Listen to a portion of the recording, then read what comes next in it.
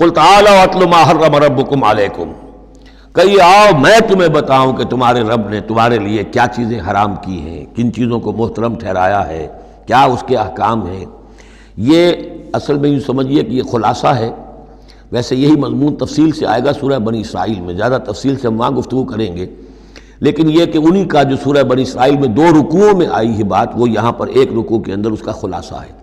لیکن معلوم ہو جاتا ہے کہ اصل دین کیا ہے۔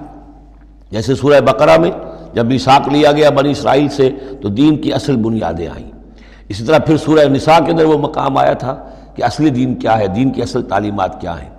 اب اس سے ذرا زیادہ وسیع پیمانے پر یہاں آ رہا ہے، اور سب سے زیادہ تفصیل سے اصل کن چیزوں کی اہمیت ہے دین میں وہ آئے گا آپ سورہ بنی اسرائیل کے 3 اور 4 رکوع میں، اسی کا یہ خلاصہ ہے۔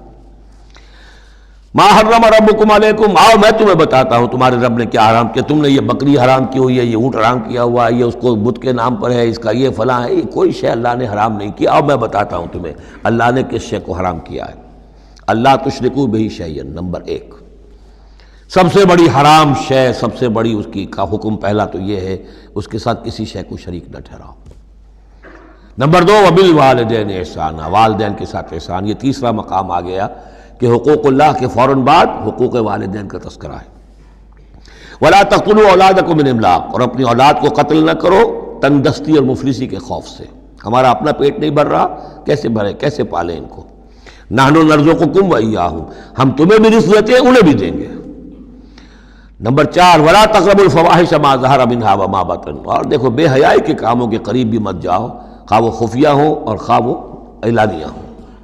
ولا تقتلوا النفس التي حرم الله الا بالحق، اور مت قتل کرو اس جان کو جسے اللہ نے محترم ٹھہرایا ہے مگر حق کے ساتھ۔ انسانی جان لی جا سکتی ہے قتل عمد کے بدلے میں قتل ہو، یا قتل مرتد ہے، یا زانی مسلمان ہو، زانی وہ شادی شدہ زانی یا زانیہ مرد یا عورت اس کا ہے، یا پھر حربی کافر قاتل جس کو کہ قتل کیا جا سکتا ہے۔ باقی چیزیں قتل کی جو ہیں وہ شریعت میں جائز نہیں ہیں۔ وہ اللہ تعالیٰ نے انسانی جان کو محترم بنایا ہے۔ الا بالحق ذالکم وصاکم بہ لعلکم تعقلون، یہ ہے جس کی اللہ تمہیں وصیت کر رہا ہے۔ یہ ہے اصل چیزیں، یہ ہے بنیادیں، یہ دین کی، تمدن کی، اخلاق کی، تاکہ تم عقل سے کام لو۔ ولا تقربوا مال الیتیم الا بالتی احسن، دیکھو مال یتیم کے مال کے قریب مت پھٹکو مگر بہترین طریقے سے، احتیاط سے، اس کا مال ہڑپ نہیں کرنا ہے، اپنا ردی مال اس کے بال میں ڈال کر اور اس کا اچھا بال جو ہے نہیں لے لینا ہے۔ وہ سارے ہم پڑھ چکے ہیں، جو تفصیل آ چکی ہے، یہ تو مکی دور کی باتیں ہیں، مدنی دور میں بھی بات آ چکی ہے اس کی۔ حتیٰ یبلغ اشدہ، اس کے بال کی حفاظت کرو یہاں تک کہ وہ اپنی پوری بلوغت کو پہنچ جائے، سمجھ کو پہنچ جائے۔ وَأَوْفُوا الْكَيْلَ وَالْمِيزَانَ، جب ناپ کے دو تو پورا دو، جب تول کر دو تو پورا دو، بالقسط، عدل کے ساتھ، انصاف کے ساتھ۔ لا نکلف نفسا الا وسعها، ہم نہیں ذمہ دار ٹھہرائیں گے کسی بھی جان کو مگر اس کی وسعت کے مطابق، یعنی بغیر کسی ارادے کے کوئی کمی بیشی ہو جائے، آپ کا ارادہ نہیں ہے لیکن یہ کہ کہیں کوئی کمی ہو گئی ہے تو وہ بات دوسری ہے۔ ربنا لا تؤاخذنا ان نسینا او اخطانا، اگر ہم بھول گئے ہوں، چوک گئے ہوں تو ہم سے اے اللہ مؤاخذہ نہ کیجو، لیکن یہ کہ جان بوجھ کر، تو اگر ذرا سی یہ جو ہے ڈنڈی ماری ہے تو یہ بھی در حقیقت اس بات کا ثبوت ہے کہ تمہیں یا تو آخرت کا یقین نہیں ہے یا یہ یقین نہیں ہے کہ اللہ تمہیں دیکھ رہا ہے۔ ایمان کی نفی ہے ذرا سی جنبش کے اندر۔ لا نکلف نفسا الا وسعها واذا قلتم فاعدلوا، جب بھی کہیں بات کرو عدل کی بات کرو، انصاف کی بات کرو، ولو کان ذا قربا، خواہ کسی قرابت دار کا معاملہ ہو، اس میں کوئی جانبداری نہیں ہونی چاہیے۔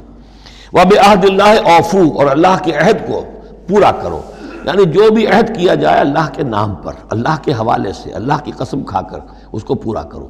سب سے پہلے تو جو اللہ سے عہد کیا ایاک نعبد و ایاک نستعین، اس کو پورا کرو۔ جو عہد کیا تھا دنیا میں آنے سے پہلے الست بربکم قالوا بلی، اس کو پورا کرو۔